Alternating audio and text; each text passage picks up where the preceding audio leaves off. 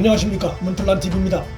4.7 보궐선거 본투표 하루 앞두고 국민의힘 지도부가 여당을 기선 제압했습니다. 민주당 이낙연 선대위원장이 한 라디오에 출연해 3% 내외의 박빙 승부가 될 것이며 이길 수도 있을 것이라고 밝힌 데 대해 같은 라디오에 출연한 국민의힘 주호영 원내대표가 그것은 이 위원장의 희망사항일 뿐이며 야권 후보가 최소한 15%포인트 이상 차이로 압승할 것이라고 강한 자신감을 밝혔습니다. 정당에선 여론조사 공표가 금지된 기간에도 꾸준히 자체 여론조사를 실시하고 있다는 점에서 투표일 하루 전날 나온 여야 지도부의 선거 전망은 전날 실시한 사실상의 마지막 여론조사 결과를 바탕으로 한 것이라 볼 수 있습니다. 따라서 주호영 원내대표의 두 자릿수 승리 선거 전망은 그 의미하는 바가 매우 큽니다. 이낙연이 조심스럽게 박빙 승부를 전망한 것이 지금은 뒤처지고 있지만 지지층이 투표장에 몰려들면 박빙 승부전을 펼쳐볼 수 있다는 희망을 밝힌 것이라면 야당 주호영 원내대표가 두 자릿수의 압도적 승리를 탄원한 것은 자체 여론조사에서 나타난 결과를 그대로 밝힌 것으로 볼 수 있습니다. 선거 전망 관련해 그간 보수적인 입장을 유지해온 김종인 비대위원장도 이날 기자들을 만나 서울과 부산에서 모두 이길 것이며 투표율 차이가 두 자릿수가 날 것이라고 주호영 원내대표와 같은 취지의 승리를 전망했습니다. 정당이 하루 뒤 선거가 박빙 승부전이 예상되는 상황임에도 허풍으로 혹은 선전 목적으로 두 자릿수의 압도적인 승리를 국민에게 밝히긴 어렵습니다. 그랬다가는 선거 후에 그 후폭풍이 만만치 않기 때문에 이날 두 야당 지도부의 선거 전망은 여론조사에 바탕을 둔 것으로 볼 수 있습니다. 투표율에 따라 후보의 득표율에 차이가 나겠지만 대략 전체 투표율이 50%를 넘으면 야당 후보가 승리할 것이고 투표율이 높으면 높을수록 야당 후보가 더 유리할 것이란 전망이 대부분의 여론조사 전문가들로부터 나오고 있습니다. 반면 여당에선 투표율이 50%를 밑돌면 역전도 가능하다는 주장을 일각에서 하고 있습니다. 현재로선 투표율이 50%를 밑돌 가능성은 매우 희박해 보입니다. 그간의 각종 선거에서 사전 투표가 높을수록 전체 투표율도 상승해 왔기 때문에 이번에 높게 나온 사전 투표율은 4.7 보궐선거 전체 투표율도 높일 것으로 전망되고 있습니다. 55%에서 60%까지 예상하는 관련 전문가들의 목소리가 나오고 있습니다. 민주당이 지난 총선 당시 서울에서 얻은 총 투표수의 70% 득표를 목표로 하고 있는 것으로 전해졌는데 그 경우 약 210만 표 득표가 되는데 이는 투표율 50%일 경우 절반에 해당하는 수치입니다. 여당의 예상에 의하면 투표율이 50%일 경우 야당과 박빙 승부를 펼칠 수 있다는 얘기가 되는데 하지만 이번 선거가 보궐선거고 또 투표 참여 의사가 야당 지지층이 여당 지지층보다 10%포인트 이상 높다는 점, 최근 문재인의 국정 지지도 민주당 정당 지지도 모두 서울과 부산에서 20%대로 내려앉았다는 점을 종합적으로 감안하면 지난 총선 때 얻은 표의 70% 목표라는 것은 비현실적입니다.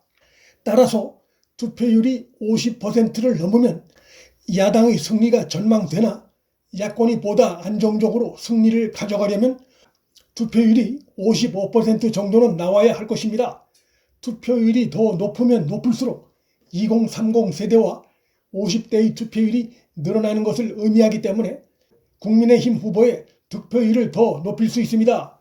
다급한 박영선이 선거 막판에 꼼수를 부리다가 당에 의해 퇴짜 맞는 개망신을 당했습니다. 박영선 캠프 집행위원회 부위원장을 맡고 있는 윤건영이 2차 중대 결심을 당에 건의했지만 지도부 논의 끝에 거부된 것이 알려졌습니다. 이로 인해 2차 중대 결심 관련한 기자회견이 있을 것이라는 소문이 한때 돌았으나 없었던 일이 되는 소동이 일었습니다. 박영선은 2차 중대 결심 관련해서도 캠프에서 한 일이며 자신은 모른다고 주장했지만 후보가 이를 모를 리가 없습니다. 박영선은 선거운동 기간 내내 아무 문제점도 드러나는 것이 없는 오 후보 처가 내곡동 땅 문제와 또 본질적인 문제와도 상관이 없는 오 후보가 측량 현장에 갔었네, 또 인근에서 생태탕을 먹었네, 또 어떤 구두를 신었네를 갖고 지저분한 공격을 펼쳐왔습니다.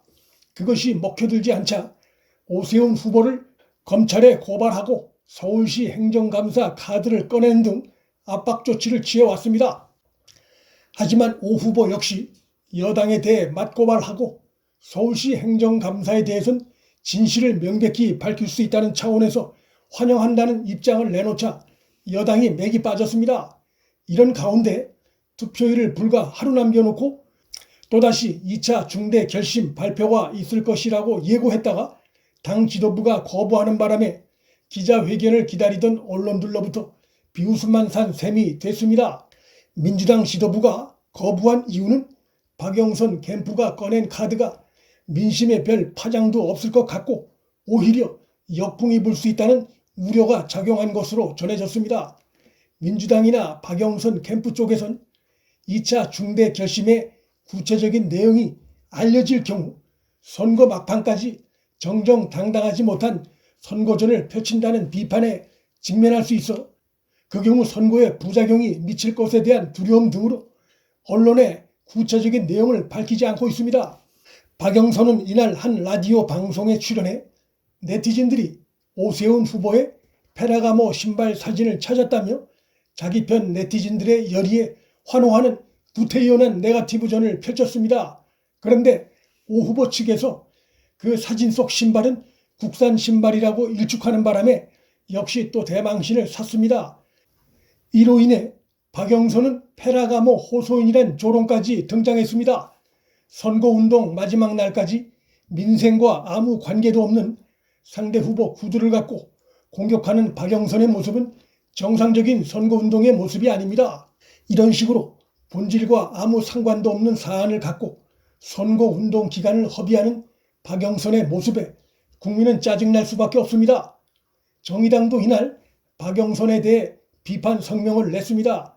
박영선이 노회찬을 거론하며 정의당에 SOS를 요청한 것에 대해 정의당 대표는 염치가 있어야 한다고 직격탄을 가하는 비판 성명을 냈고, 정의당 대변인은 민주당은 최소한 비판적 지지의 근거마저 상실했다는 것을 명심하기 바란다고 역시 차가운 반응을 보였습니다. 자기 당 지도부로부터 사실상 막판에 외면받고 정의당으로부터도 외면받고 또 과거에 상당수 민주당 지지층으로부터도 외면받고 있는 박영선의 현 상황은 그 스스로가 불러들인 자업자득 상황입니다. 문틀란TV 여기서 마칩니다.